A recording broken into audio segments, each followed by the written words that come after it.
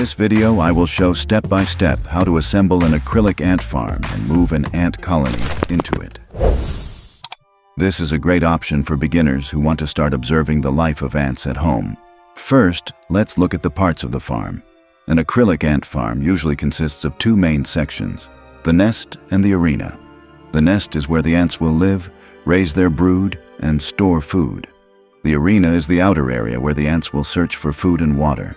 Acrylic farms are very popular because they are transparent, durable, and allow you to clearly observe everything happening inside. The first step is assembling the structure. I take the acrylic plates and carefully connect them together one by one. It is important to make sure that all parts fit tightly so the ants cannot escape through small gaps. Inside the nest, there are chambers separated by small walls. These chambers will become the ants' living spaces where they sleep, care for larvae, and organize their colony. Next, I connect the arena to the nest. The arena acts like the outside world for the ants. This is where they will come to find food. Most ant farms have special holes where tubes can be connected between the arena and the nest. After assembling everything, it is important to check that all lids are closed properly so the ants cannot escape. Now let's talk about one important thing, humidity. Ants need moisture in their nest to survive and to properly develop their brood. Most acrylic ant farms have a hydration system.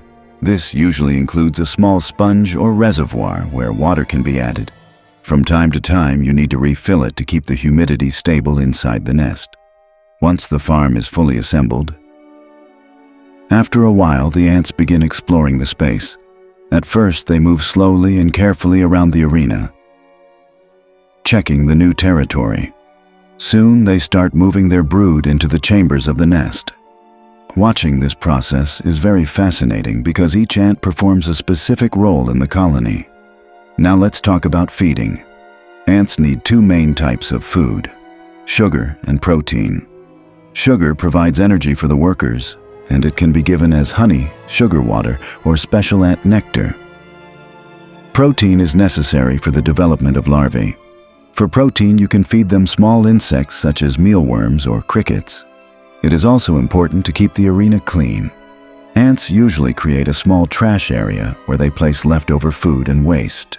From time to time, you should remove this waste to prevent mold from appearing in the farm. One of the biggest advantages of acrylic ant farms is visibility. Because the walls are transparent, you can clearly see how the colony grows and develops. You can observe how ants take care of their larvae, communicate with each other using pheromones, and organize their daily work. Over time, the colony will grow larger, more worker ants will appear, and the activity inside the farm will increase. When this happens, you may need to connect additional modules or a larger arena to give the ants more space. An ant farm is not just a decoration, it is a small living world.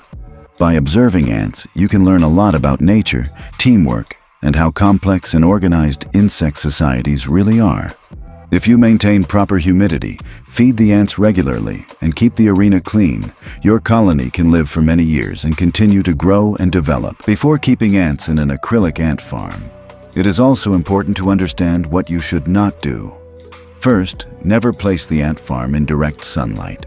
Acrylic heats up quickly, and strong sunlight can overheat the nest, which is very dangerous for the ants and especially for the brood.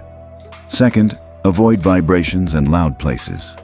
Ants are very sensitive to vibrations, so placing the farm near speakers, washing machines, or constantly moving it can stress the colony. You should also avoid opening the farm too often. Ants need a stable and calm environment, and frequent disturbances can make them nervous and disrupt their normal behavior. Another important thing is not to overfeed them. Giving too much food can lead to mold and bacteria in the arena, which can harm the colony.